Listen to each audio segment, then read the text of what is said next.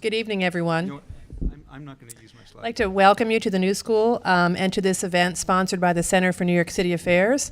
I'm Mary Watson, serving as interim dean of the Milano School of International Affairs, Management and Urban Policy. And on behalf of the New School and the Center, I want to welcome you here tonight to this really exciting event that brings together two such important issues, the issues of food and food access and the issue of climate and climate change.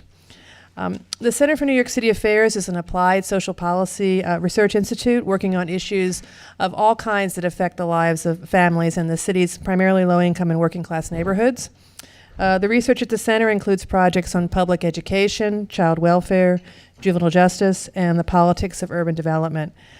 The center is based at the Milano School of International Affairs, Management and Urban Policy, where we have programs in urban policy and management, international affairs, nonprofit management, organization change, environmental policy and sustainability management, and organization change management.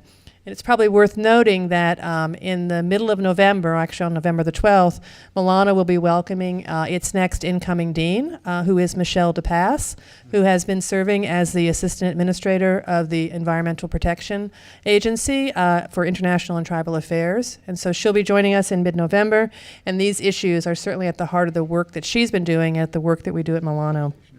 I want to thank the Rauschenberg Foundation, Ballroom Marfa, and the Public Concern Foundation for making this event possible. Tonight's event is part of a citywide series of Marfa Dialogues that includes films, forums, exhibits, and other kinds of programs all across the city, where you can find the full calendar at ballroommarfa.org. I want to thank Andrea, Brian, and Jackie for the logistics and the planning of the evening's program. We're at Center NYC on Twitter, so tweet about the event. I'm supposed to repeat, at Center NYC if you're tweeting tonight. And now I'd like to introduce our host and moderator for this evening's project, which is John Rudolph, the executive producer of Feet in Two Worlds, the Center's online and radio project about immigrant communities. John has spent a great deal of time in his career working in the many ethnic neighborhoods of New York. He and his team have produced a series on food in two worlds. It includes podcasts that can be found on his website. And I also understand that earlier in his career, John worked quite a bit writing and producing issues around climate change. So John, welcome. Have a good evening.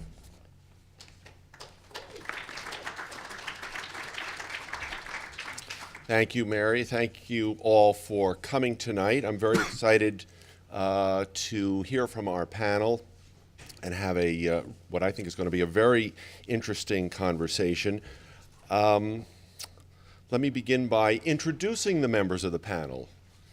To my immediate left is Radhika Subramaniam. She's the director and chief curator of the Sheila C. Johnson Design Center right here at Parsons, the New School for Design. Next to Radhika is Linda Goode Bryant. She's the founding director of Project Eats. And Linda, I'm looking forward to hearing more about what Project Eats is. Molly O'Neill, good friend of mine, and a longtime food writer for the New York Times, cookbook author, founder of Cook and Scribble, and the Longhouse Food Revival, which I had the honor to participate in earlier this summer, and also a wonderful teacher of journalism and food journalism in particular. Next to Molly is Fabio Parasecoli. He's the coordinator of the Food Studies program here at the New School, and author of the book that I love the title of, Bite Me, Food and Popular Culture. And finally, Nevin Cohen is assistant professor of environmental studies and sustainability management program at the New School for Public Engagement. I hope you'll join me in welcoming all of them.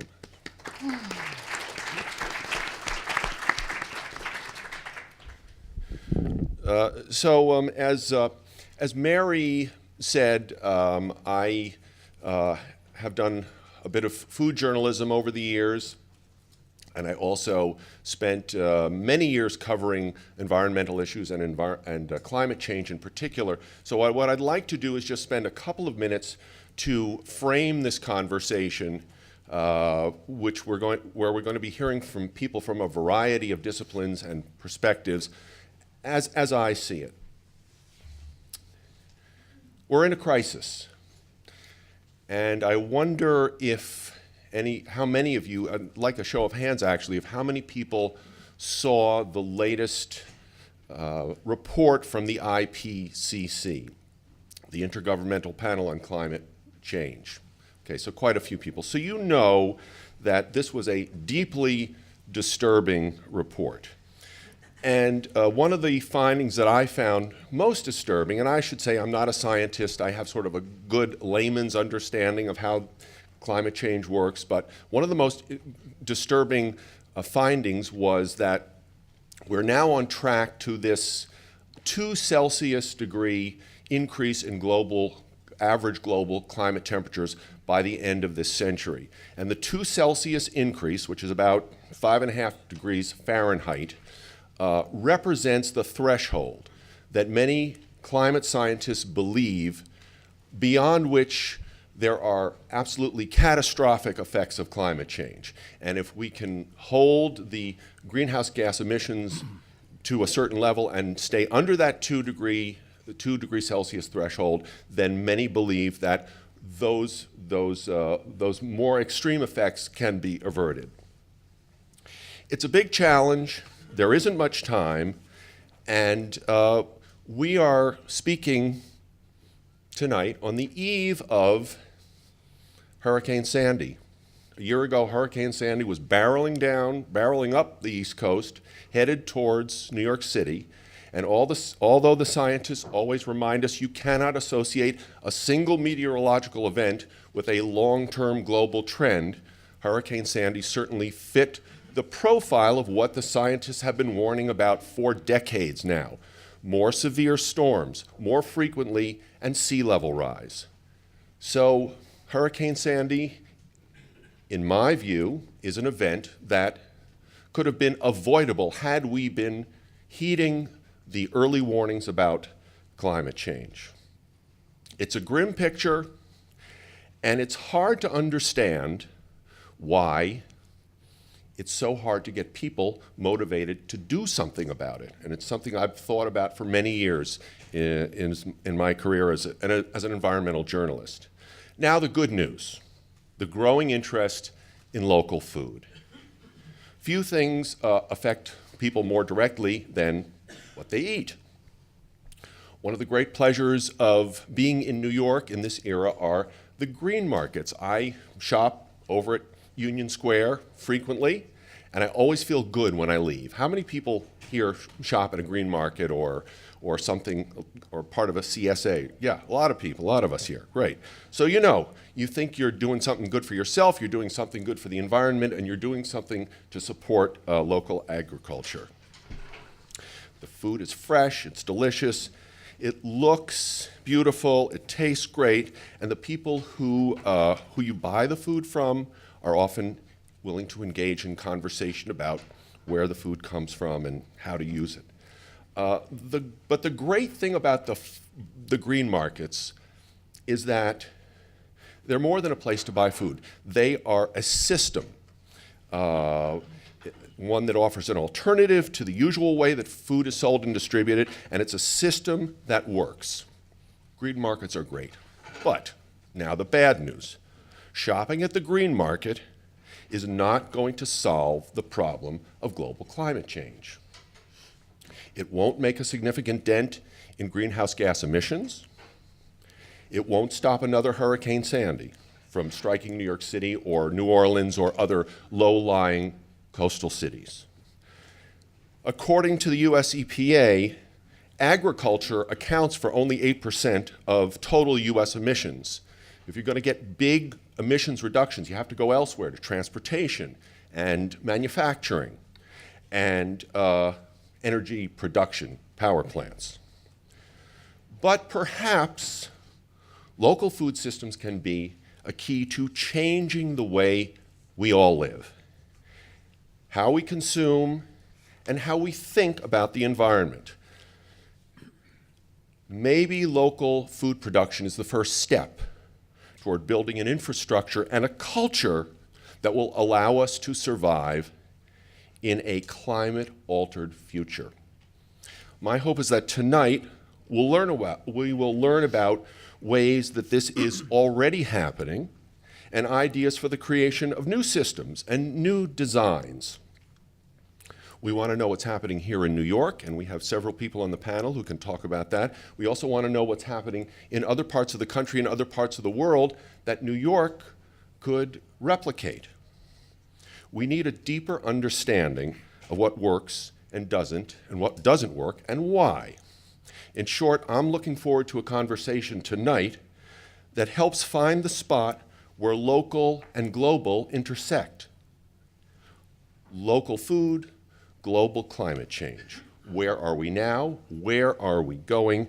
And what great ideas are waiting to be tried out?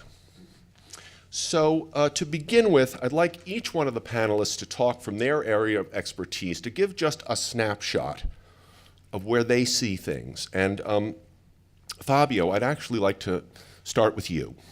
We're talking about food. You are the food expert, or one of the food experts on the panel. And I wonder if you could just talk a little bit about whether the connection is even being made between the food community and the environmental community over the issue of climate change, and if so, how is that connection being made? Well, the connection is being made slowly, but there are more and more research that look precisely at how climate change is impacting food patterns, both directly and indirectly. Last spring, we had a conference on food and migrations. And actually, we looked at how climate change pushes certain populations to migrate, and then indirectly, what are the consequences of that? So there is a lot of thinking about that. There is research that sees climate experts, food experts working together, not only in the public sphere, in NGOs. For instance, last month I was in Bangalore doing some research, and I happened to be at a dinner with people working for Schneider, which is a very big international electrical material company. So you would think, what's the connection? Well, now they have a special part of their company that is looking at way of transforming system in a smart way in order to decrease the impact on climate change. And they're looking specifically at food. So you have this huge electric company that is looking at food and water. And that's an interesting sign. Of course, they have their interests, but at least they're understood that there's something important there that needs to be looked at. What about on the local level? Do you see that connection being made? On the local level also, definitely. Last week we had a panel with farmers. Actually, it was the impact of local change on farmers here in the Northeast. And the farmers were telling us, yes, they see it every day. They have to make decisions based on the instability of the climate. Actually, the farmer who was here was telling us that for people in the Northeast, actually, the conditions of growing lots of crops are easier because the weather is not as harsh. But he was pointing out that other parts of the country are suffering. So farmers, who are the ones who are actually working and producing crops, are at the forefront of this. And they're understanding that there is a connection. And so also, I don't know, when they meet people at the farmers market, there are conversations happening about that. And I think it's very important because, as consumers, we can understand certain things, but the producers can tell us other things. The administrators can tell us other things. It's a connection that needs to be made more efficient and somehow more frequent. And also, it's a connection that needs to put together cities and rural areas. We cannot look at the two things separately, but probably Nevin and others can talk more about that. Linda Goode Bryant, tell us a bit about Project EATS, and I understand there's a consumer portion and a kind of a producer component to this, and how do those issues come together in the work that you do? Okay, I think what I'd like to do first, though, and I'll talk about Project EATS, but over the last year or so, I find it really important to start out with an understanding of the premise that we're operating from. And when I say that, I'm responding in part to the focus of our attention being on climate change and not human change. Mm-hmm. Because we are largely responsible for the changes that are occurring in our environment. And we are responsible for it because we have elected to live in a paradigm wherein resources are accessed and acquired as opposed to produced in immediate environments by communities. So what do I mean by that? All life forms, the essential quality of all life is the ability to use what it has in its environment to survive and thrive. The thing that distinguishes us humans from other life forms is we have thought, and we have the ability to transform that thought into concrete things. And in our process of evolution, using thought to create new things, we, unlike other life forms, can do more than just use what the environment gives us. What we can do is we can cultivate what the environment gives us and produce more of it. And we can also create new resources from what the environment gives us. And this is very simplistic, but as we evolved, we got busy and we just got more and more, excited about our ideas and how we could transform things and change things. And eventually we moved from being communities of people who produced from the immediate environment the resources we needed to survive and thrive. Instead of doing that, what we did was we discovered we could access resources from over there, and we could acquire them. And so more and more, we transformed our environments into spaces that we use for non-essential purposes, and rely more and more on the things that actually keep us alive, that make sure we survive and thrive. We rely on getting that through access and acquisition from elsewhere. That's done a horrible thing to our immediate environment, because that essential balance, that dynamic balance between the environment and the life that it sustains, has been disrupted by that. We have become reliant in ways that are not equitable for the whole world. And we have examples of that. If you think about Cuba, I'm just going to, a couple of ones that have affected why I'm doing what I'm doing today. The U.S. embargo on Cuba in the 80s, which prevented Cuba from getting food. It was relying on food from outside, right? Which caused, I think, on average, people to lose 25 pounds, and forced people to do what they're doing now, which is wonderful, which is they started growing their own food on terraces and on lawns and et cetera. In urban areas, so that they could survive. So they reconnected with the ability, which we are all innately qualified to do, which is to create the resources we need with what we have. Another example of this dependency on getting it from elsewhere raised its ugly head, and it raises its head every day, but notably during the 2008 global food crisis. It had little of no impact on us, except that many of us rushed to big box stores and bought 100 pounds of rice. But for many countries who are reliant on on imports of food to eat, it was devastating. And Haiti was a place that really struck me and caused me to create Project Eats. Because what was happening in Haiti was that people could not afford to pay the increased prices of food that was being produced elsewhere, because of this trade agreement and this agreement over here and this World Bank loan over here, Haiti had pretty much given up its right to grow its own food. Okay? And so when they couldn't afford to buy food that was being shipped in, they had to resort to eating mud pies that were made with mud and pebbles and spiked with honey. And people went to the market and bought mud pies in order not to starve.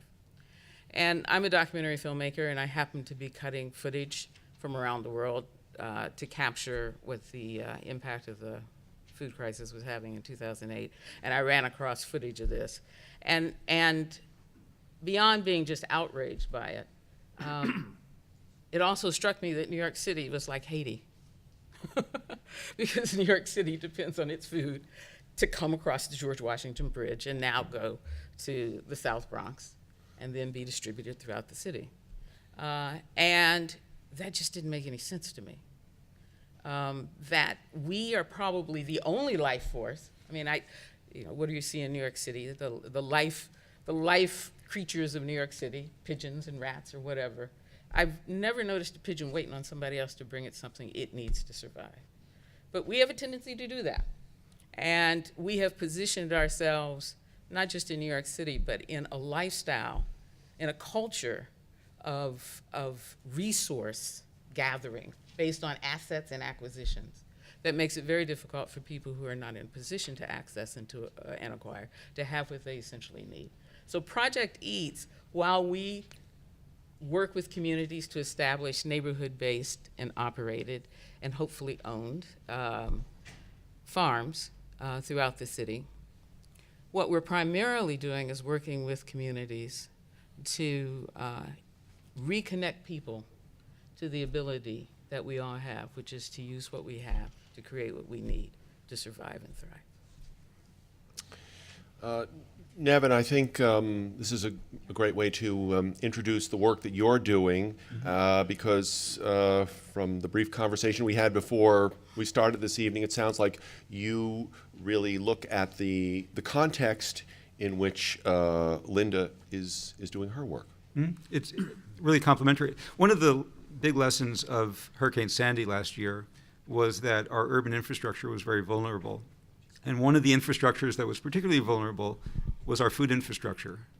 And it was it has its greatest impact on communities that were themselves most vulnerable because of low income, because of racial inequities, and because people in certain communities were really disempowered. And so I've been looking at urban agriculture, an activity that has gone on in cities for forever, but has been particularly popular in the last couple of decades in New York City, because it's being used as a tool in many minority and low-income communities throughout the city as a performance space, as a cultural space, as a space to act out and enact the kinds of communities that people want to create, and as a space to empower their community to actually make decisions and become more resilient. And so I'm working on a book with my colleague, Kristen Reynolds, called Beyond the Kale, Urban Agriculture and Social Justice Activism. And it profiles projects like Project Eats, but also community gardens, even some large-scale urban farms that are being operated not for the food that's being produced, although that's important for communities, particularly communities that don't have really good access to healthy fruits and vegetables. But they're being used as a means to address structural inequities, racism, gender inequality, and all forms of injustices that cause communities to be low income, without supermarkets, and disempowered. And so these projects are really dealing with these deep structural issues that address the vulnerabilities that they're going to face as climate change becomes more severe by doing things like educating youth about why their community doesn't have a supermarket and why the economic structure is preventing many of their peers from getting jobs and what they can do about it. There's a farm in the South Bronx, Brook Park Farm, that is a platform for community activists throughout the community, including housing activists, environmental justice activists, and people working on community economic development. Because the farm and the farmers there know that unless the community really addresses issues of unemployment and recidivism as youth are imprisoned, that they will actually never be able to be a resilient community that will be able to feed themselves and address some of the real impacts of climate change. So I think there are many intersections between food and climate change. You mentioned that 8% of US energy goes into food production, but actually globally agriculture, including livestock raising, accounts for about a third of greenhouse gas emissions around the world. And so that's one level at which we could look at the intersection of food and climate change. But at the community level, it's really about adaptation to some of the severe effects of climate change, one of which is really addressing these structural inequalities that, if they are addressed, can make a community strong and be able to feed itself. Radhika, you are a person who deals with art and culture and design, and in attempting to create these communities that Linda has talked about and Nevin has talked about, what is the intersection between the artistic and the design element and the growing, consuming, and of food and that whole infrastructure? So my work for a long time has really been looking at art in the aftermath of catastrophe. That has been a kind of ongoing interest in looking at urban catastrophe and the place of the arts in response to that. What I became increasingly interested in was what happens when these catastrophes are not single events or not finite events, but are really kind of endemic, ongoing, sort of crisis as usual situations. Food crisis is one of them, climate change is another, racism is another. We can think of several things like that. What artists can do, or what artists are often called upon to do, is to communicate these or to heal these situations. And that's often the place and the proper place in which art is relegated. What I am more interested in looking at are a few things. One is, what can artists do, or what does the work of art do to change fundamentally the way you might see a situation? That is, sorry to use the word, but the basic epistemology of how we come to know what we know about something. So going back to Linda's opening remarks about climate change and human change, the kind of vocabulary you use, the way in which you see something, the way in which a series of events is framed changes fundamentally how you decide to approach both whether it's a formation of solutions or the nature of the ways in which communities are formed, or who is invited to the table in order to think about these things. That's one place in which an artistic response, a creative response, an artist being everything from a visual to a performance to a writer, that broad spectrum of people who are able to frame issues differently. The other thing that I am increasingly interested in is the sort of playful aspect of artistic practice, the sort of Shazam moment that artists are able to do. Because I become less and less interested, or less and less convinced, that fear or virtue are good models for addressing climate change, for example, an issue at our table. That is, we can do something because we're very, very afraid of what's to come, or we do something because we feel very, very good doing it. And this isn't, to my mind, a sustainable or even an interesting place from which to maintain a kind of ongoing behavioral change. Magic, excitement, these things keep us going for a very long time. And artistic practices can infuse in one that sort of spark that allows you to say, aha, yes, that I won't forget, and it will allow me to keep going. So my work, I function primarily as a curator these days, and my work has been interested in bringing to the table a diverse and cross-disciplinary group of people who can be brought together in a format or conversation where you might elicit that Shazam, the kind of abracadabra moment in dealing with a change.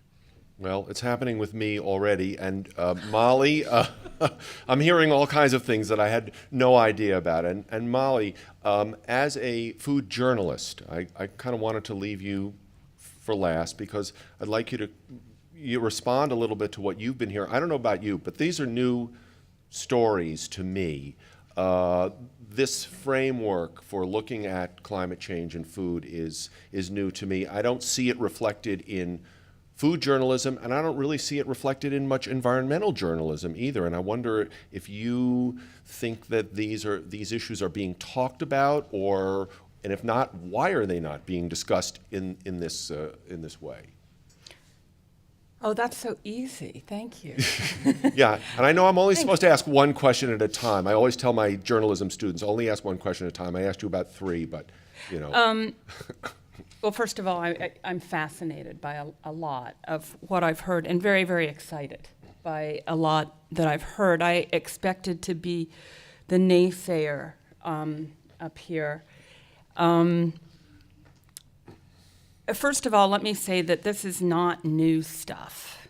I became involved in the food industry when working on a Weather Underground project as a high school student in 1968 in Columbus, Ohio. The Weather used community gardens, food co-ops, small little community-based restaurants to do public education, consciousness raising, et cetera, et cetera, et cetera.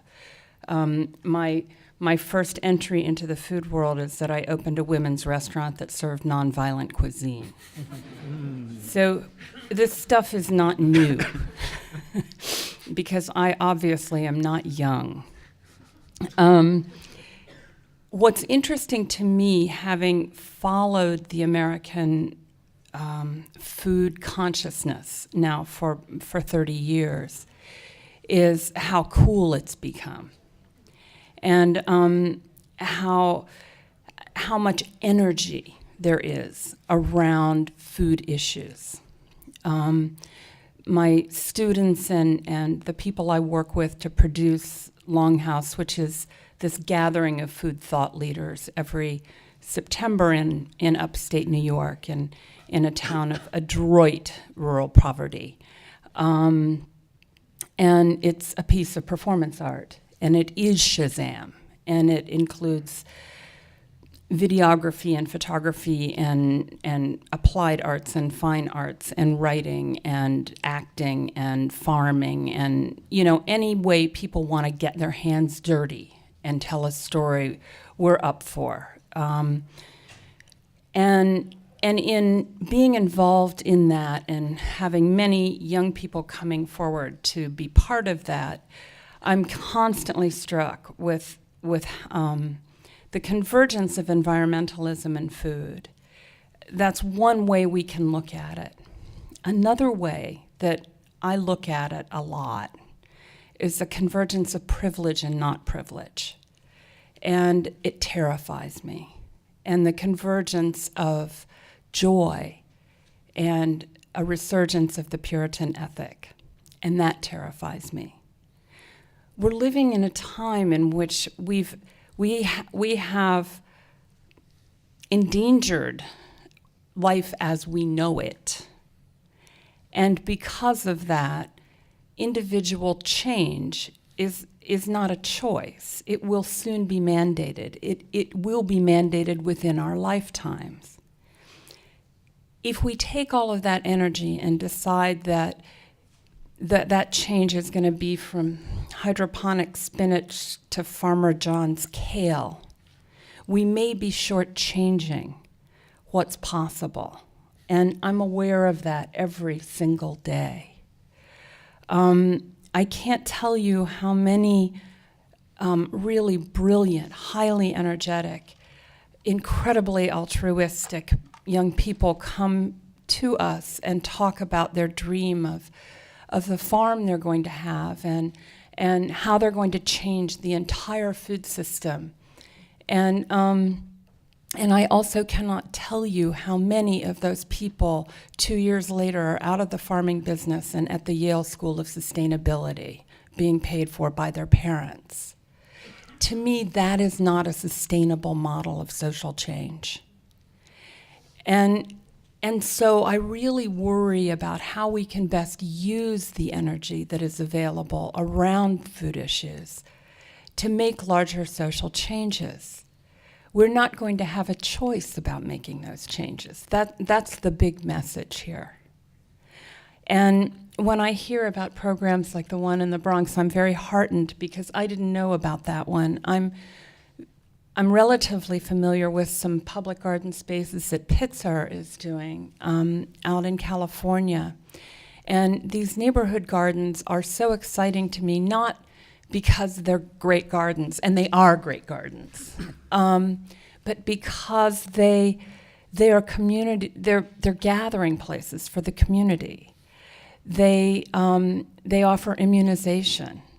They offer fundamental health care advice and some services on the garden site. They offer dietary advice. They offer after-school programs.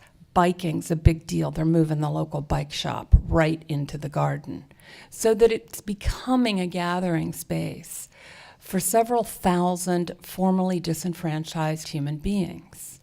Not only are they capable of cultivating their food, they're capable of joining together to get a little bit of social change, even if it's a proposition that's going to cut off the water to their garden. To me, that's a big deal. And that's reason to celebrate.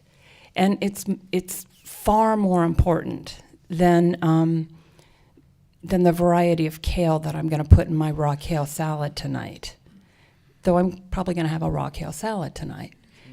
And I guess that the convergence between the larger growing environment and the what we put in our mouths is such a really, really wonderful opportunity to exploit in the ways that we exploit it best, which means figuring out what you do that brings joy and makes a difference in the world, and being really mindful of the role of your own privilege or lack of privilege, and your own need to judge. I have yet to go out to eat with a group of people on special diets who are not tacitly judging everyone else at the table. And, I like a vegan as much as anybody else likes a vegan. But that doesn't sure about mean... I raised one, what can I say? But I think that we need to be very, very careful. Because as soon as we believe that we have the right to judge, it opens up a floodgate that's just a downward spiral. And it's that action that has brought us to where we are today. It's believing that we have the right of a moral superiority without having earned it, day in and day out with our own hands. Okay, I'll shut up now. So, a lot of issues, some very hopeful things and some not so hopeful things. So you'll pardon me if I want to return to the nomenclature of climate change and see if we can kind of get more specific. So as I think everyone knows, or most people who have studied this at all are aware, that there are two basic strategies for combating or responding to, let's say, climate change. There is mitigation, which means strategies for reducing the amount of greenhouse gases that are being released into the atmosphere. And there's adaptation, which is getting ready for the changes that scientists predict are going to happen no matter what we do at this point. We know the sea levels are going to rise. We know it's going to get warmer. So within the context of what you have all said, I would be interested, let's start from the adaptation part, because when's the next Hurricane Sandy coming? We don't know, but we better start getting ready for it, in my personal opinion. So I'd be interested to hear how communities, how artists, how journalists, how food professionals respond in an adaptation mode to the changes that people believe are coming. And I think maybe we could start at the end, Nevin, and if you talk a little bit about that. Yeah, what's exciting are the projects that blend adaptation with mitigation, because there are projects that are attempting to diversify the food system and to support regional and medium-sized agriculture through projects that are also building resilience in local communities in the city. And I'll give you one example. There are gardens and farms around New York City that serve as distribution channels for farmers producing in the Hudson Valley in New Jersey and Connecticut. And so they're doing two things. They're really creating a diverse and healthy food supply for their neighborhood, improving nutrition, improving the economics of their neighborhood. And they're also supporting regional agriculture, which not only is an efficient form of agriculture, but it's also a way to ensure that the peri-urban areas and rural parts of upstate New York, for example, remain productive as agricultural communities and don't sort of get forced into the pressure of being developed for uses that are really environmentally unsound. And so there are multidimensional benefits of linking urban food projects that might appear to be very small scale and very localized with regional agricultural programs that are attempting to sort of make the food system writ large more sustainable. And the mitigation aspect of it is that if we can actually rebuild our regional food systems, we have the potential to improve the efficiency of the food and agriculture system in general and reduce CO2 emissions. So you said if. What's your sense of the likelihood of that happening? I think the challenge, and this is also exciting because urban agriculturalists and food activists have been focusing on policymaking. The exciting thing is that we need to reframe how we think about the problem of the food system. We have to stop focusing necessarily on issues of inadequacy, but look at some opportunities for rebuilding infrastructure so that the young farmers are actually able to make a profit farming, and that our regional farmers who are producing at a medium-sized scale are able to sell profitably. So are there examples of that already exist? Yeah, I mean, there are emerging examples. So, for example, farmers that have had to, farmers in the Hudson Valley that have had to send their livestock up to Albany or down to Philadelphia to be slaughtered, now have the opportunity to slaughter them locally and process them and sell them in New York City much more efficiently because the Glenwood Center has created a mobile slaughterhouse that can... Cobleskill created it. Okay, sorry. So there are examples of cities around the country investing in food hubs as ways to aggregate food from regional farmers and redistribute it in the city more efficiently. And so I think the real challenge is to look to policies that can actually make the food system we want to exist the food system that is cost-effective, efficient, and viable. Yeah. So, Fabio, you talked earlier about the conversations that you've had with farmers in upstate New York and maybe other places around the New York metropolitan area. Are they talking about these kinds of changes? Are farmers, I mean, without asking you to make a gross generalization, would you say that the agricultural community, the people who are growing for the green markets and for restaurants that are interested in supporting a local agriculture, are they interested in this kind of change? And what about agribusiness? Yeah. Are they interested in this kind of change? That's one of the questions, and I think we need to address it. When we talk about food system and climate change, we have to look at it, I think, at a global level. We cannot just see, okay, we had Sandy, it was horrible, how can we create a more resilient space? Right. We cannot do that any longer. And what Linda was referring to before, the 2008 crisis, I think really demonstrated that.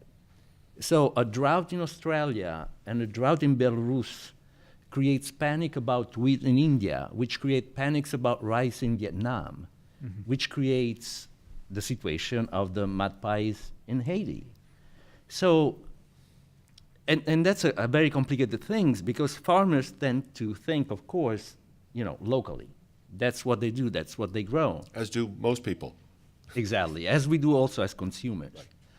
But I think both in terms of mitigation and adaptation, which are interesting approaches, we cannot just look at one side without looking at the other, because, crops go around, but also people that grow crops or people that don't have anything else to eat any longer move around. So how do we look at these things? Farmers here also look at that in terms of, okay, we have more manpower coming from Mexico. Why are they coming from Mexico? Why are they coming from Guatemala? Why are they not growing stuff in Guatemala? What are the questions? Is it just climate change, or is climate change on top of trade regulations, on top of intellectual property problems?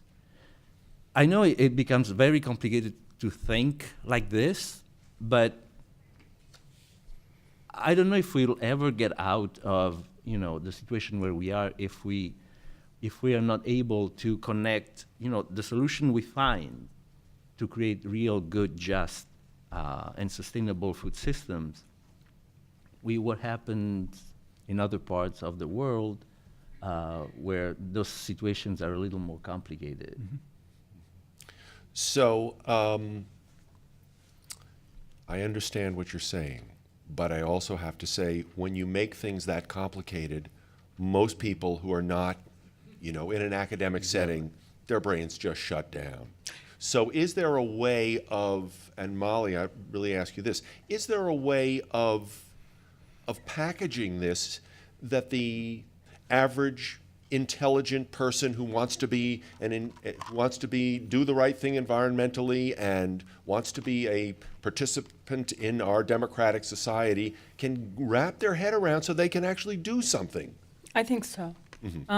I realize that I didn't really answer your question. The first question you posed, well, I think it was the third of the first set. Okay, well, just Which answer was- this. Just answer the question. Why are we not reading about this? Yeah. And there's a really simple reason why we're not reading about it, because people don't know how to write about it. It's really boring. And you fall asleep reading this stuff. And it stacks up because you should read it, but it's so tedious. So one of the things that I think that we can do if we are communicators, if that happens to be the thing that you're interested in, is figuring out the way into one of these gigantic stories that is human scale, that is local, and that captivates the imagination of a reader and makes it real. That's not hard to do. There are hundreds and thousands of these stories waiting to be written. But putting a face and a life story on those stories is the real challenge. Once one has done that, one begins to have some power. One begins to have a platform. Food journalism is is advertising-supported journalism, as if it all isn't. But it has always been advertising-supported journalism, and it has almost always bowed to the needs of advertisers, which means basically it's food porn. You have to figure out how to make these stories as sexy and as captivating and as impossible to put down as some lascivious take on molecular cuisine. And it can be done, but it requires a certain amount of artistry to do it, and it requires enormous enterprise. One cannot research these stories via Google. One must be out in the field.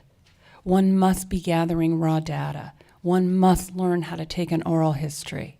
One must learn how to be a reporter. And one must learn how to really take a passionate eye to these issues.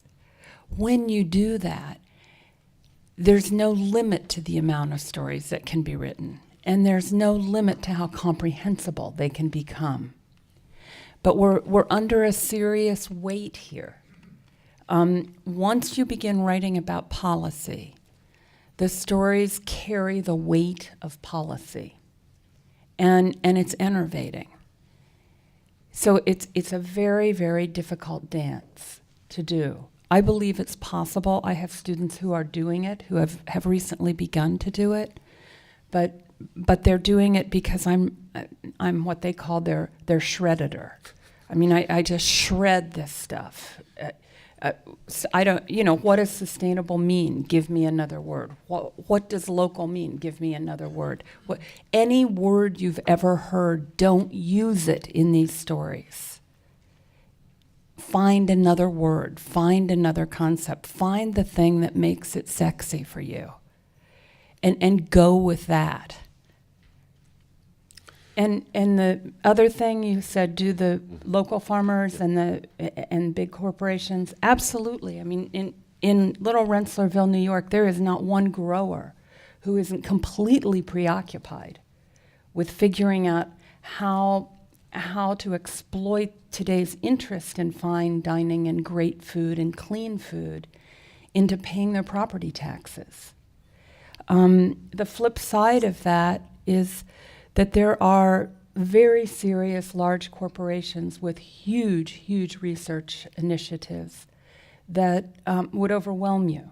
I've worked for the last year on an editorial project with the Mars Company, and I'm blown away by the research that they've independently funded, beginning with exposing the genome, the cacao genome, and making it part of the public domain the next day, as soon as that graph was done.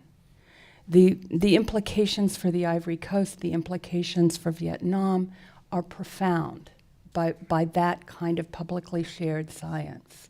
And it is happening, not every one, but there are some large companies who know they better start doing this work. Linda, I imagine that you, in your work, face kind of somewhat of a similar quandary as food journalists, in that you obviously think about these things in a very deep and profound way, but you have an audience who probably is not studying it in the depth that you are. They're living it, but they're not analyzing it in the way that you do. And I wonder, how do you break it down, or do you need to break it down for the people who are participating in your project? No, I don't think you need to break it down. Let me just say, I believe all life is story. Story is what? Need, obstacle, conflict, resolution. Mm-hmm. Right? And if you look at life, that's what life is. Need, obstacle, conflict, resolution. And I believe that the structure of story that we created with those elements is our attempt to be God. Mm-hmm. This is what God created as life, so we will create this as humans. Mm-hmm. All right? So it doesn't take a specialist. Mm-hmm. It takes living. And more, we live in a society, in a global society, where the actual act of living is harder and harder to do. We live aspirationally. We live in a state of simulation as opposed to the actual thing, the actual life. And so when you say break it down, we all live life. Each one of us has a story. You don't need somebody else to write your fucking story. You have a story.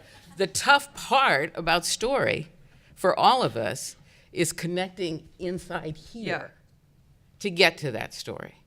And I think, you know, as Radhika speaks about artists, and I certainly think this in myself as an artist, is that one of the things that makes art so important right now is that it has been one of the consistent tools throughout our evolution that has helped us get inside here. And so when you talk about communicating with people, it doesn't matter whether we're doing we're facilitating farm skills at a homeless shelter for men on Ward's Island, or whether we're doing it with high school students in East New York, or seniors at Frederick Douglass houses. What we talk about is our ability to create what we need with what we have. And people resonate on that. There's like a connection to self there. You mean, wow, yeah, boom, I can create. I have everything within me as a life force to create with what I have, what I need. And it's from there that all this, from my perspective, evolves. Even mitigation or adaptation, because it is from there that we exercise creativity. And it is from creativity that we will adapt or mitigate. And we are less and less able to be creative as a body of people because everything is given to us. So Radhika, given what Linda has just said, I mean, do you think that the artistic community can or does help people retain their creativity in the face of an ongoing environmental crisis such as climate change?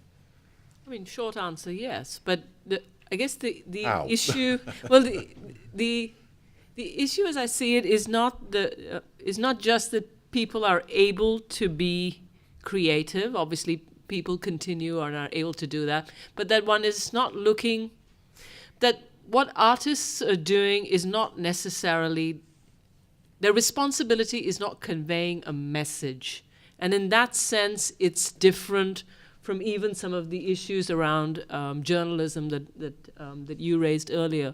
The point is the power or the potential power of an interesting or profound artistic project or a poem is that capacity to compress, is to have an enormous and complex story, something that travels across distances and time, and compress it into a very small space so that you just need that and it tells you, it explodes everything for you.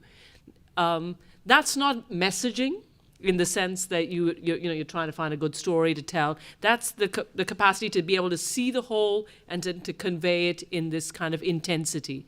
Insofar as there are artists who do that in enormous and powerful and sometimes very simple ways. An artist whom I expect many people know now because she sort of came back into the news after Sandy, Eve Mosher, who did the High Water Line project. I mean, many, many years before Sandy.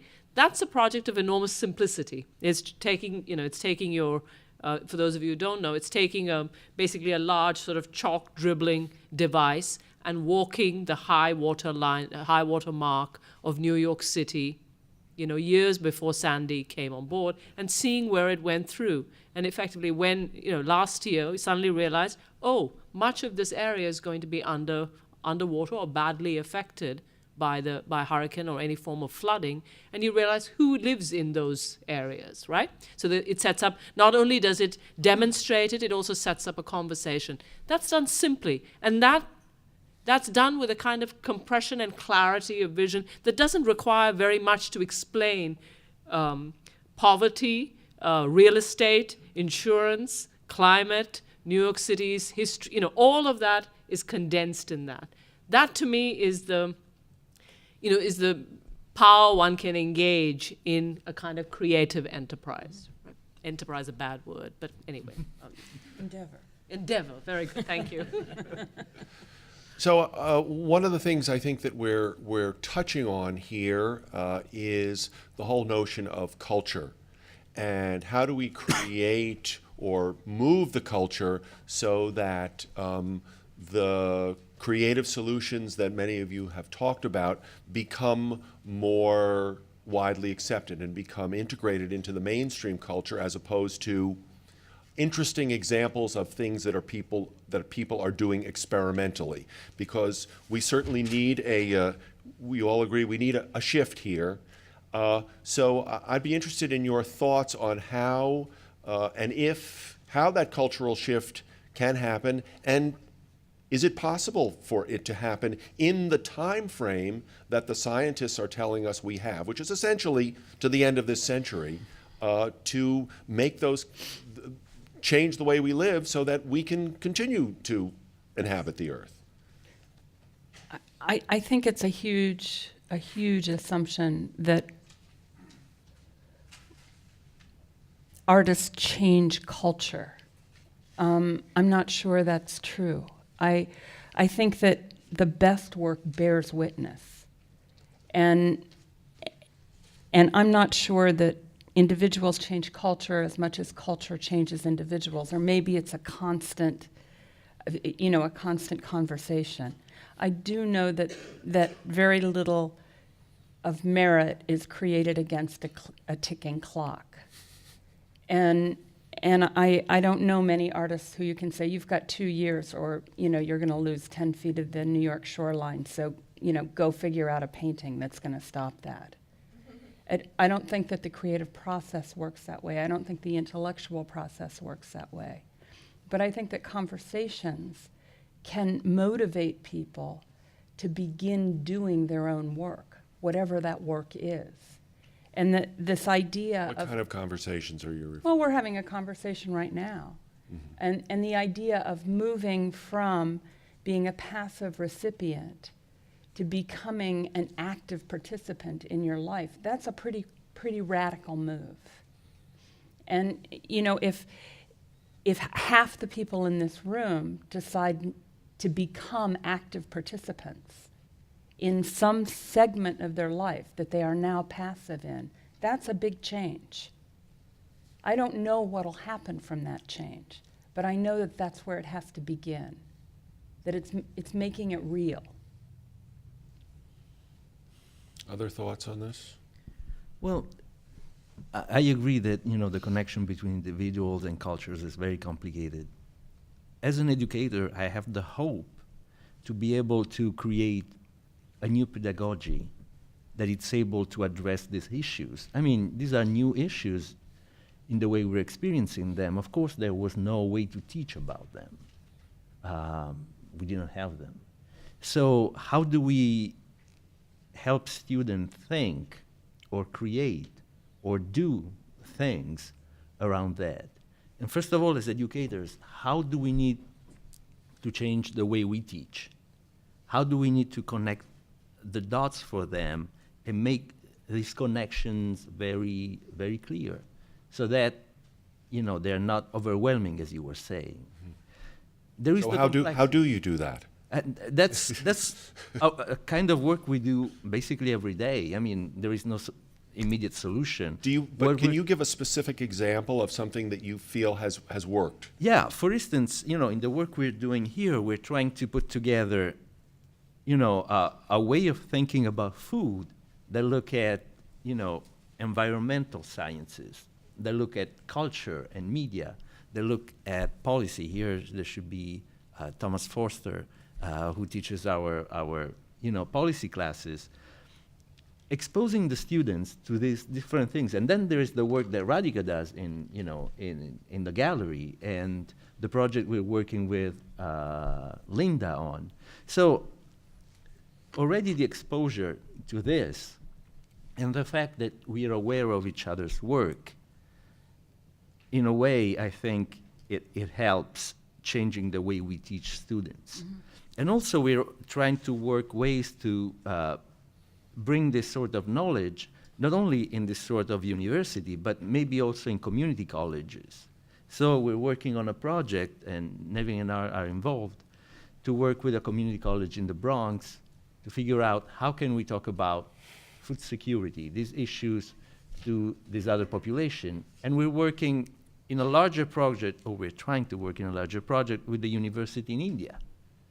So how does a community college in Punjab deals with food security and climate change and social justice? And how can the student, in Punjab learn certain things, and how does the student in the South Bronx? There is no answer. I mean, we're working. As I said, it's new, but we have to start somewhere. And are the students in the South Bronx and the students in India going to talk to each other? We hope to make it possible, at least virtually, yes. Yeah, yeah. Yeah, we want to create sort of Platform. yes, thank you. Can I? Yes, absolutely. Well, one of the interesting things in placing food in the context of climate change always struck me that all of us have something to say about food. I mean, we're all, in a way, ad hoc mini experts, right? And so it's an area where you're less apt to cede the dialogue to an expert. And there's something kind of fascinating and good about that you're, unlike other places where, in a sense, it's already predetermined who can be at the table to speak about this. A lot of us might feel, oh, that's not so far from me. I eat it every day. I excrete it every day. I've got something to say about it, right? And so it's always struck me as a kind of more interesting area of intervention than many others, where words like adaptation and mitigation, just like jangling in your head, but you don't really know what that means. But that's a really great point about what the potential in food is. There's a low bar, and people don't have to have a gigantic amount of expertise. And expertise is also possible to get. You develop a lot of expertise in your program. You now have much more hands-on stuff going on in your program. And it's kind of a natural bastion for the liberal arts impulse, because you need to know a little bit about a lot of things to do it with any credibility. And so it's a place where curiosity and imagination count for a lot. And make these kind of interdisciplinary conversations possible. To me, that's intensely hopeful.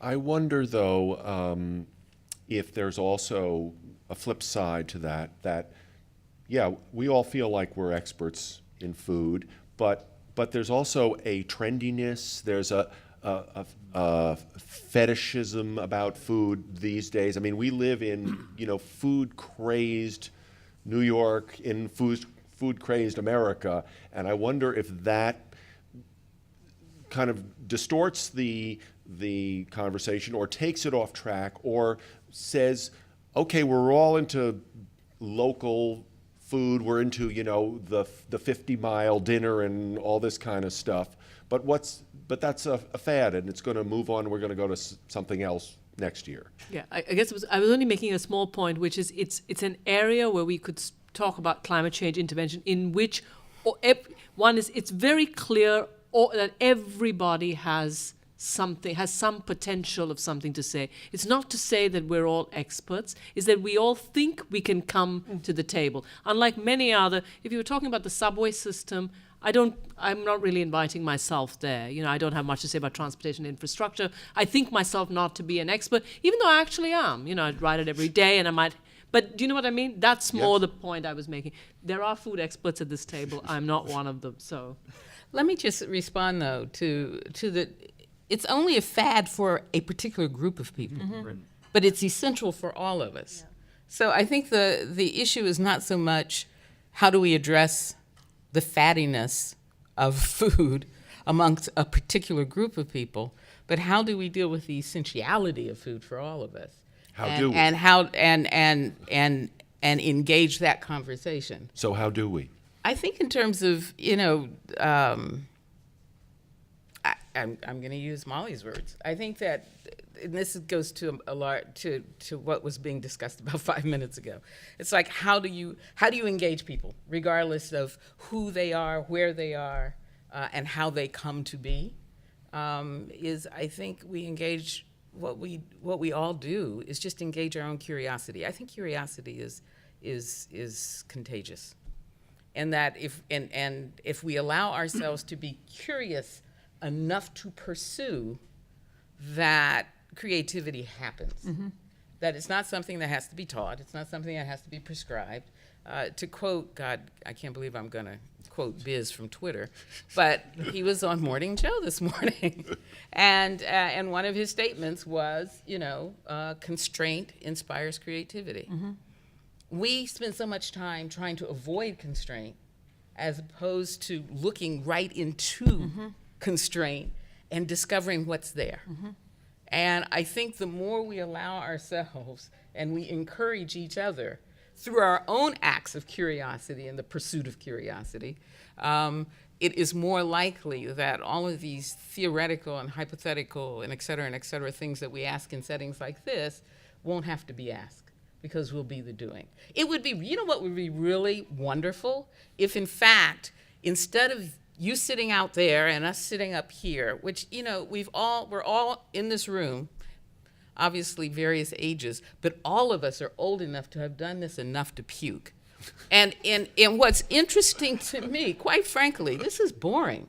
What's interesting is, what if we change this environment? What if, in fact, this was the only environment we had, and we as a group and as individuals within that group had to figure out what we were going to use in this room tonight that was going to allow us to survive to next week? That would be interesting. We wouldn't have questions, we'd have fucking answers. They may not be great answers, but we'd have answers.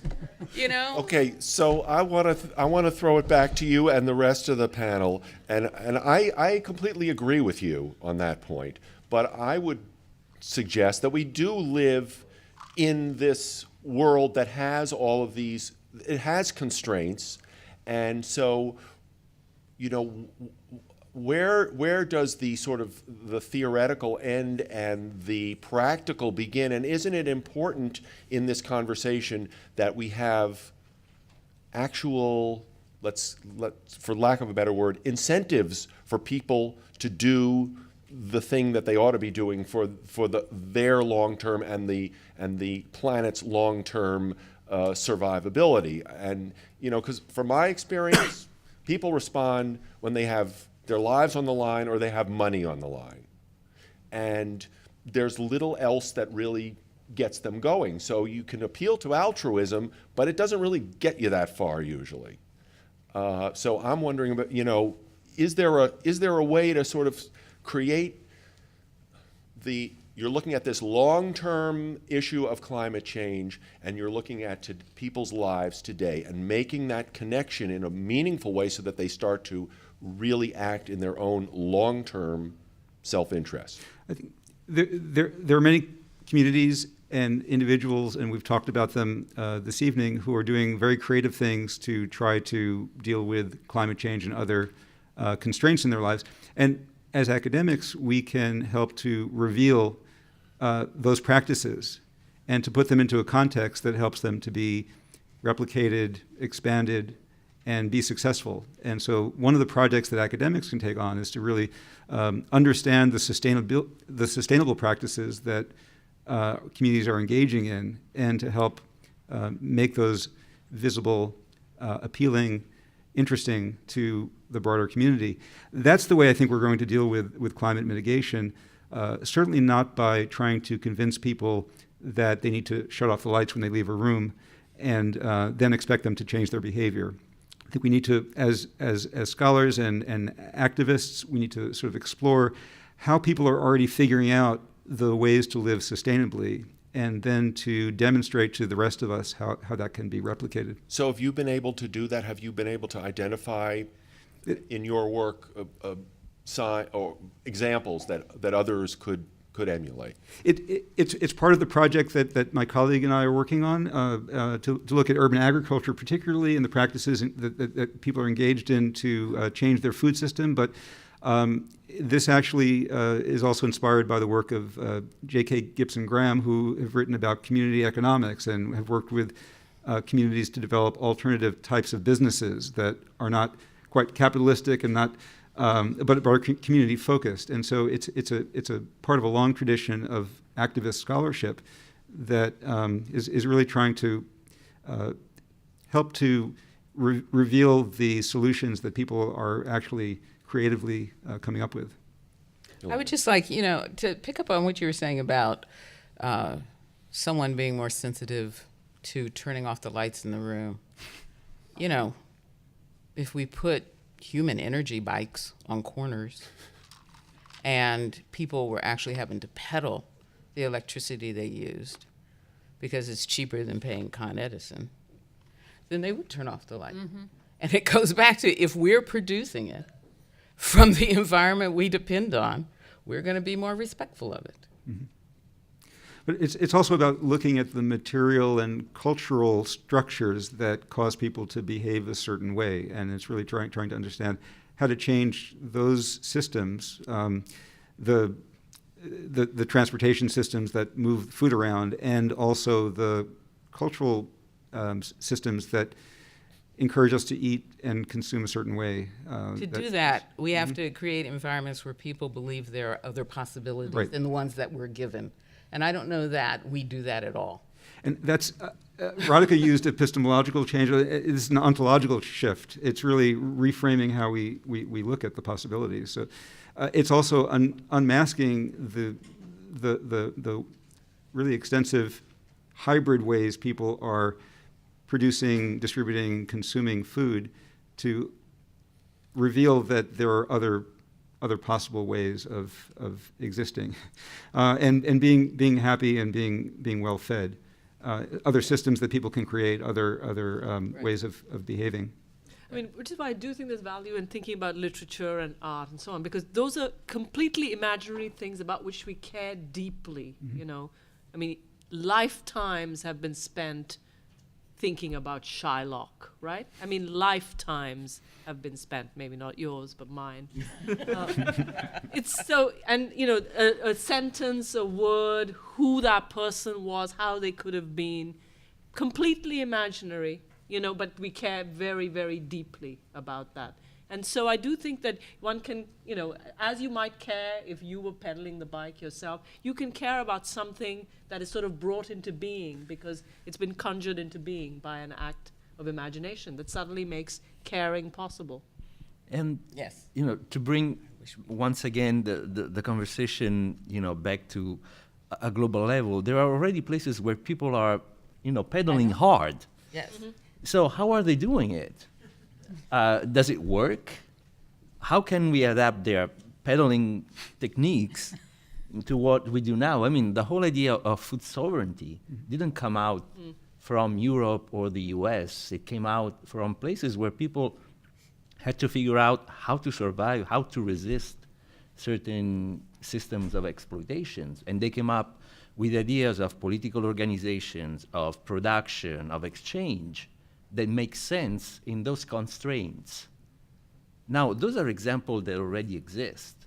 How can we look at those? How can we learn something that we can apply, in our very different situations? But, people are pedaling hard. So I know that I imagine there are many questions in the audience, but before we get to your questions, I have one final question of my own, which is to ask each of you to look forward and give us your sense of what are the most, either the most pressing or the most promising ideas or concepts that need to be explored or expanded upon to further this conversation and this notion of transformation that we've been talking about? Is that too big a question? The vision I have looking forward is neighborhood-based production and innovation. Like where every neighborhood across the world is producing and innovating. That's what I see. I'm inspired by the role of some cities as units of government in actually moving thinking about climate change mitigation and adaptation forward. So I think cities are an interesting space in which people can actually, the neighborhood is also important, but I think municipalities have taken the lead in dealing with this global problem. Can you name some of those cities that are particularly innovative? There are cities around the world from Vancouver to Chicago to Cardiff that are actually developing new food systems plans that are trying to really innovate on food systems. But on climate change, generally, there's the C40 group of major cities around the world that are very active. And both the UN and an organization called ICLEI have been on the forefront of moving those cities forward. So I think in the wake of stalemate in national governments and the failure of international treaties to deal with these issues, cities are taking up the challenge. Molly? For me, it's the issue of interconnections in terms of responsibilities, but also in terms of looking what our neighbors are doing, what are the, cities, neighborhoods, but what can we learn and what can we bring here, and how are we responsible for them in the way we do things. So interconnections, not only local, regional, national, but in some ways figure it out how to think in a different way. If I look at specific projects that excite me to no end, I look at Larry Yee's work in Southern California. Larry started the Organic and Sustainable program at UC Davis and is in the third year of establishing a new series of food hubs. And it's remarkable work. And he's proving day in and day out that food is just a small portion of the quotient of the entire picture. And looking at transportation and looking at storage and looking at distribution are really the key. And it's not as sexy as planting heirloom tomatoes, but it's absolutely critical. And it's a system that will help us adapt and face a glowing water shortage as well. So from a systems point of view, I'm very excited about that. From a human experience point of view, I'm very excited about Detroit. Maybe we have to, as individuals or as cities or as countries, reach a rock bottom to have no alternative but to invent and create. And when you see some of those blocks and what has happened there, it's really moving. It makes you believe that there is reason to be hopeful for the future, even though it's a war zone.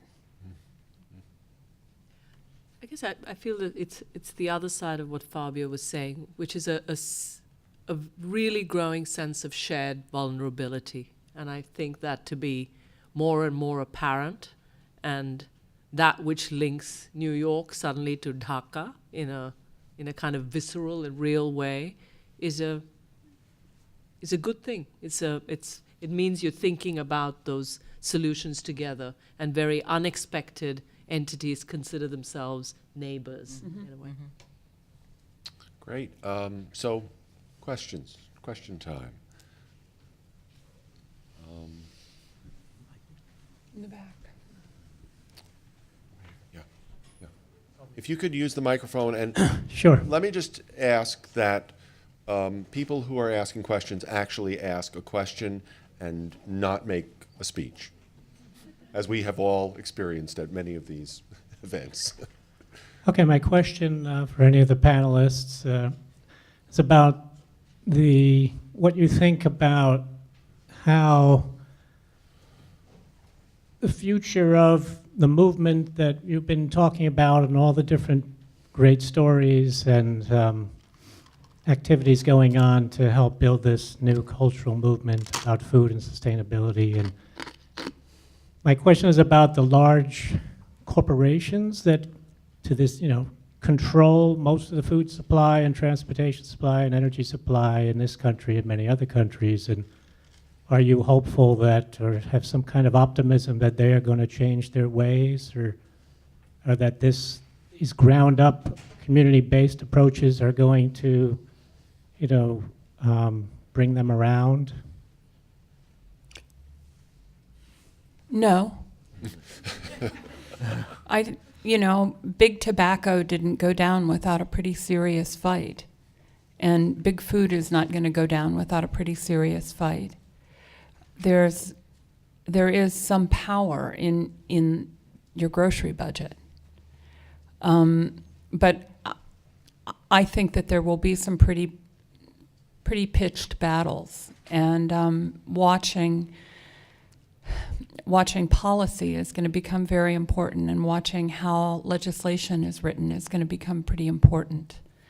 The food system we know of today is a result of legislation that was written between the 1920s and 1942 in terms of a lot of our agricultural policy. Unwriting that is going to be very, very difficult work. And if you just think about what you're having for dinner, yes, you can change that in a garden. If you think about 50 million people having dinner, that's a lot of gardens, and gardens can go a long way. But to change the food distribution system is going to require a little bit more work with government and energy policies and entitlements and things that we often don't like to talk about. I'm not optimistic, but I do think that we need to look historically at systems that have changed, that have seemingly been entrenched. So some are technological changes. We don't have sailing ships anymore. We don't use landline phones anymore. But there are other social changes that have happened too, and those changes happen because there are global or landscape pressures.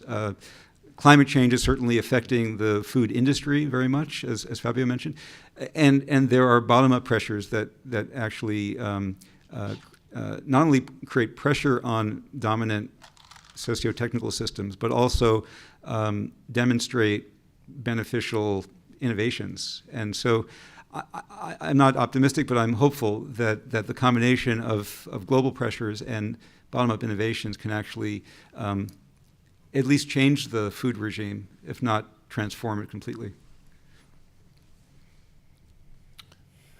Yeah. Over here.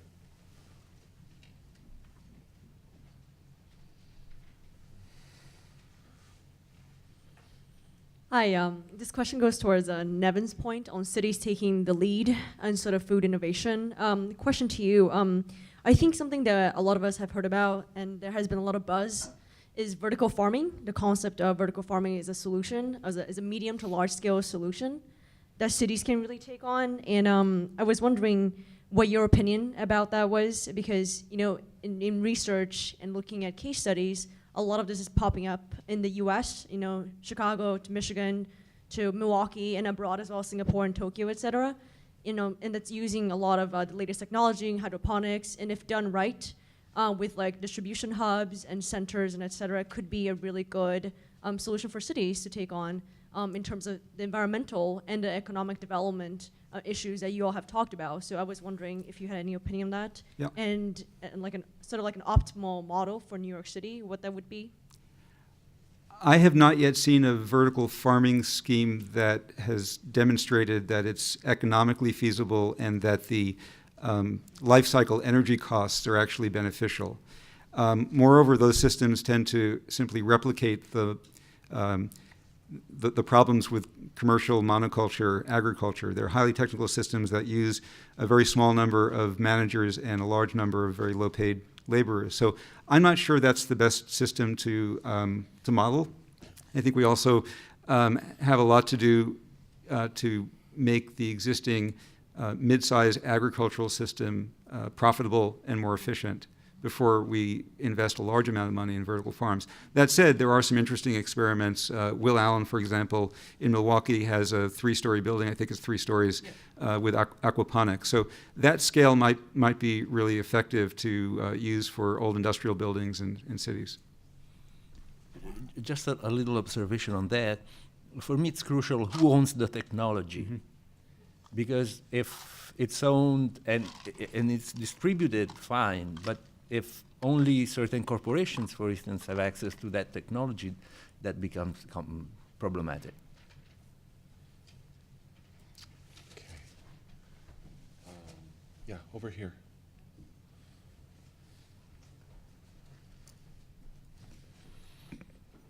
Hi, my question is basically, there's a finite amount of space in New York City, right? Why should we dedicate any of it to farming? People want to live here. There's 8.3 million people in this city, and people are moving here constantly. Why don't we just have our farms in Kansas and make sure that food can get here sustainably? I think we should have farms in Kansas. We should have farms in the Hudson Valley, but there are 3,000 acres of flat roof space that aren't being used for anything, that are absorbing heat. And if you put farms on them, you could potentially reduce the energy load for the building and grow food. So I think I've never said, and I always say that urban agriculture is not about the food production. It's about all the other multifunctional benefits that accrue from growing food in the city. But I do think there's lots of unused space, even in a dense city like New York, that could be farmed. Yeah, over here. Yes, you. Thank you. I was hoping that that somebody would also address the end product of, which is food waste. There's a direct connection with climate change there, because for every pound of food that rots in a landfill, there's 2 pounds of CO2 emissions that are produced. And there's actually a lot of really innovative community composting efforts in the city that are very hopeful, that are reducing the amount of food waste that's rotting in landfills right here, and reducing the amount of trash that goes to landfill, which is 33% of our organic waste in the city is our garbage. So I wonder if anyone wants to address that issue, food waste and climate change. It's a global issue that the UN is now taking up. The FAO's released a report on food waste in the food system, and it's pervasive throughout the food system, from the fields all the way to the consumer. I think that it requires infrastructure development in cities, and I think community composting projects are a good thing. And large-scale municipal curbside collection of putrescible waste, like Seattle and Vancouver do, is probably the way we have to go. Mm-hmm. Yeah, right here. This overlaps on the one question ago. I wonder if anyone's actually done a serious accounting of this sort of thing to advocate greater efficiency and lower carbon footprint in food production, which is to say growing more food in the Hudson Valley and perhaps less food in Kansas, might make sense. I think that would be driven by economic considerations if that is to occur. But New York City has an area of maybe 300 square miles. That comes out to conveniently about 1,000 square feet per person, 40 people per acre. the reason people are farming in Detroit is because that is a failed city and they're demolishing half the city, so there's space. It's still a small percentage. I mean, you gave a somewhat honest answer when you said it has little to do with food production. I think the follow-on is that it has a lot to do with your socio-political agenda. But if we are really to grow food efficiently, we should distinguish between growing it 50 or 150 miles from the city rather than 1,500 miles, as contrasted to growing it on rooftops, which maybe will grow 1% of our food. So it becomes a fetish and an exercise. And if I, as a homeowner, want to grow food in my backyard or on my roof, that's a great hobby. I mean, so is knitting, but no one in their right mind is going to advocate homespun as a method for running our economy. What's the I question? will remind you that an entire colonial regime was brought down by homespun. I come from that country, so I wouldn't knock it so easily. Once again, you're making a socio-political point, which has nothing but to do with food production. It's just the analogy to homespun.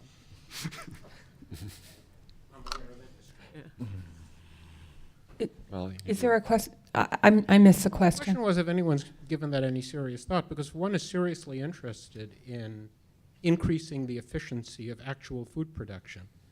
There are ways to do it, many of which would actually be driven by rational economic forces. Perhaps energy itself is mispriced. I think as energy prices rise, which they probably will, there will be greater efficiencies. And that in and of itself will probably produce a lower carbon footprint as well, which is a good thing. But You're absolutely right that if we internalize the externalities of agriculture and price oil accordingly, it would dramatically transform the food system. And I just want to reiterate that urban agriculture is not about feeding the city, and no one has ever said it could.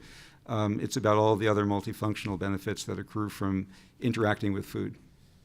But also the absorption.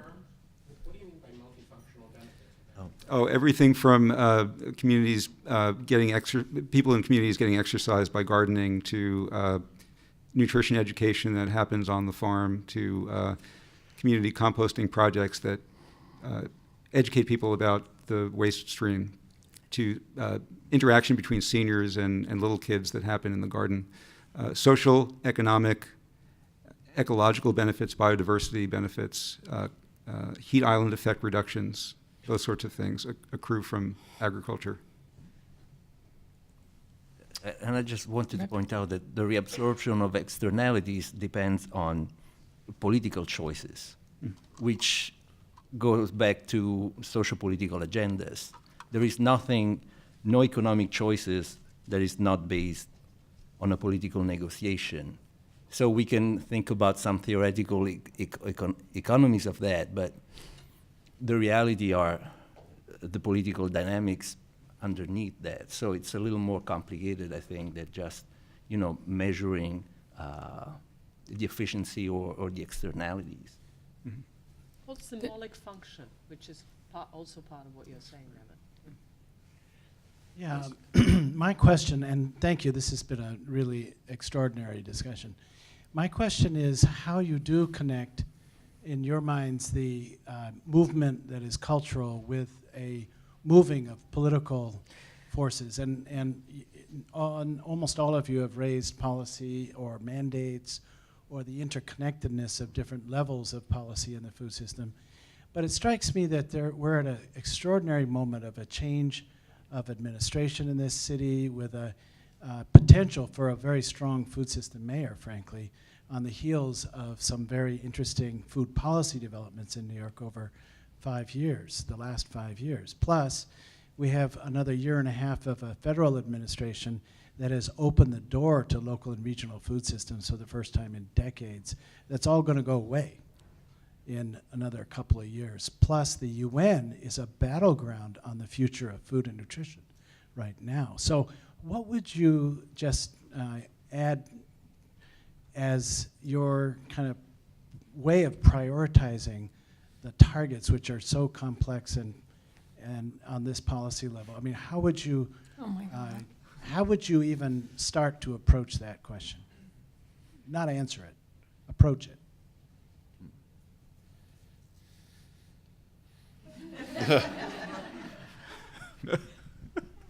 Thank you, Thomas.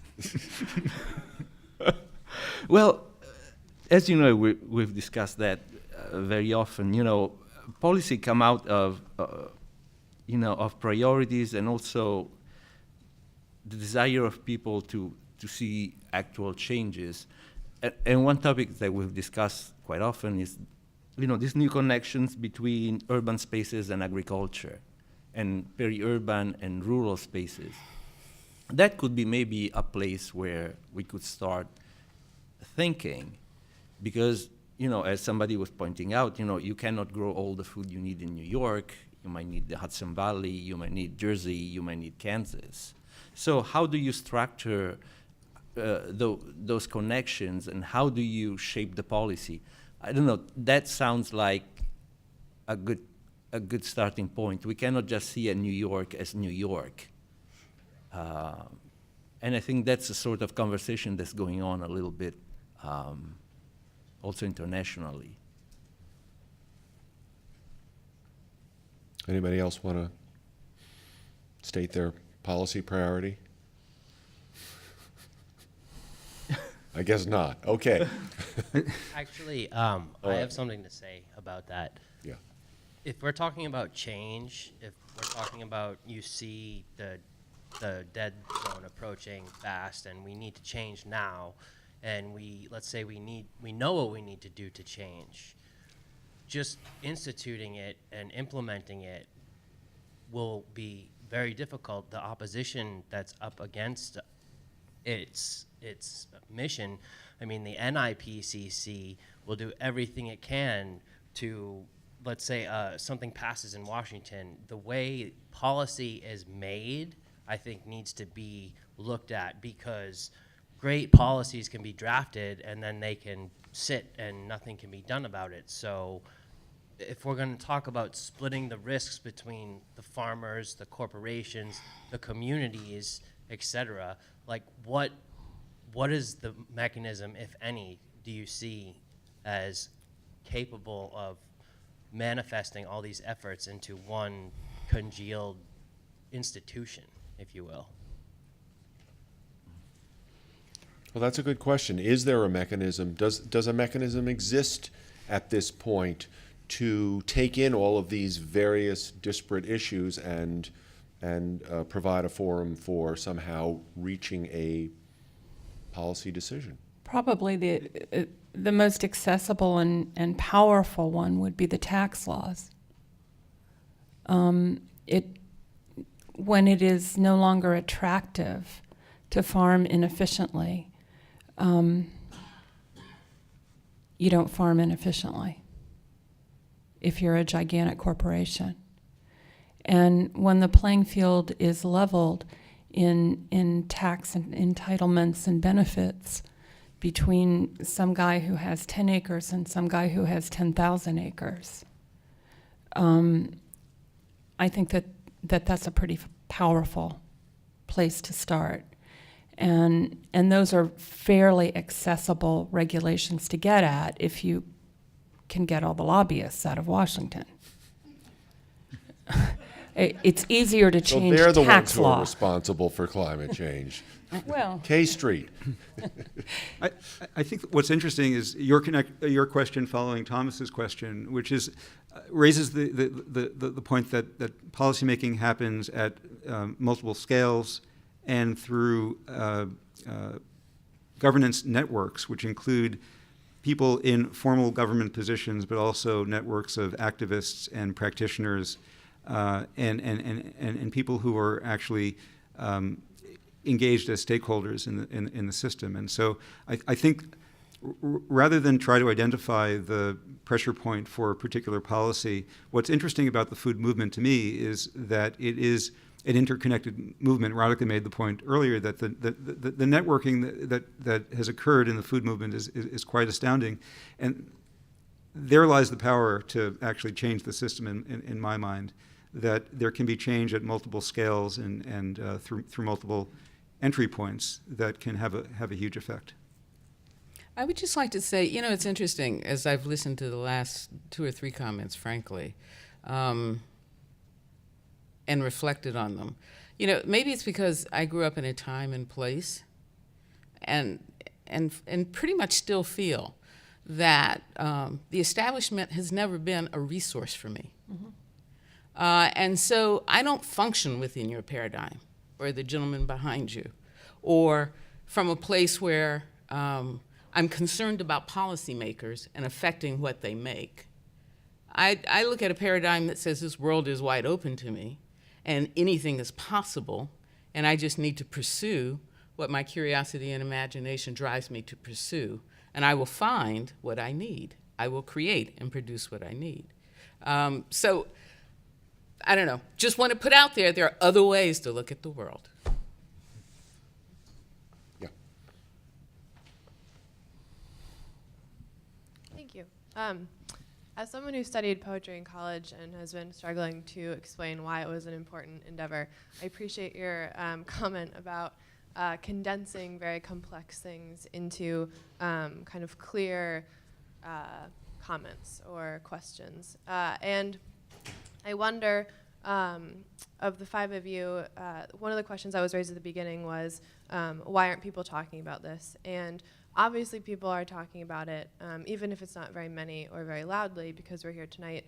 And I'm wondering if each of you or a couple of you would give a couple of people or kind of a news outlet or something that you go to look for these people who are speaking about it, that you feel do simplify these complex things into stories that can begin to get at it as kind of a recommended reading list for all of us here tonight.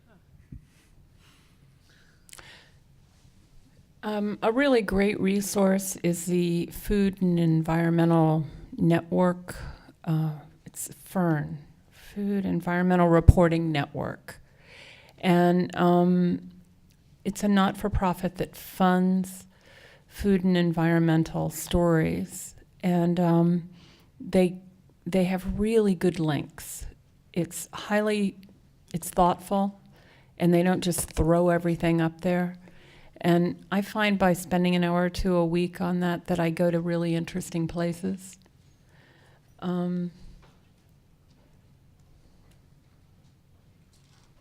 Other than that, you have to read pretty deep. I mean, there's a lot of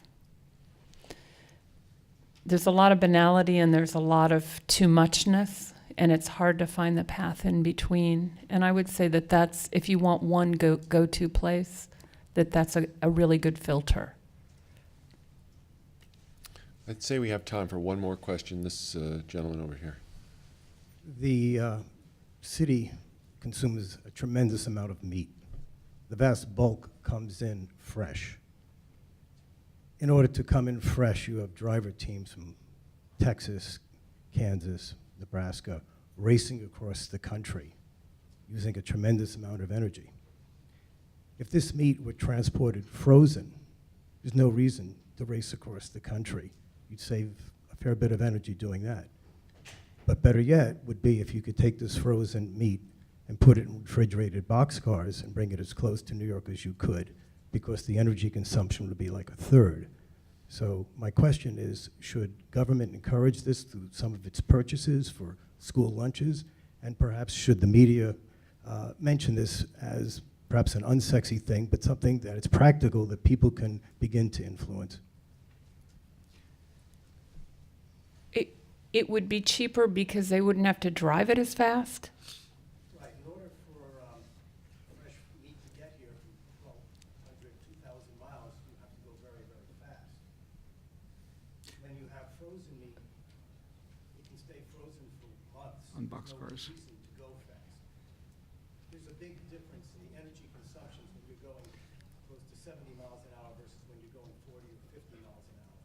Just like when you have a car, your consumption of energy is much greater when you go fast.